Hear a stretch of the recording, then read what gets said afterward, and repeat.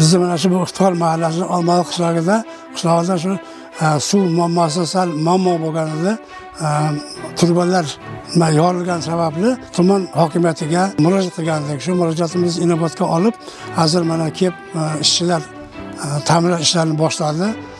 Xudo xolasa shu bugun ertaga ta'mirlash ishlarini tugatib, oldingiday shu uzluksiz suv ta'minoti bilan ta'minlaydi. Ayniqsa mana shu hozir shunday sovuq kunlarda ishlayotgan ishchilarga katta rahmat.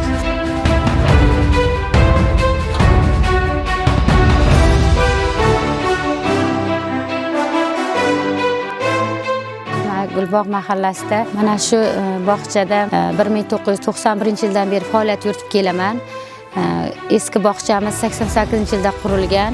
Hozirgi mavjud eski binomiz zamon talabiga javob bermayapti. Mana xonalarimiz tor, bolajonlar bemalol mashg'ulotlarda qatnashishga qiynalayotganimiz sababli mening bog'cham loyihasida mana yutib oldik. Hozirgi kunda mana 2 etajli yaxshi bino qad rostladi. Mana shunday imkoniyatlar yaratilganiga prezidentimizga, shu Gulbog' mahallasi aholisi nomidan, xodimlarimiz nomidan minnatdorchilik bildiramiz.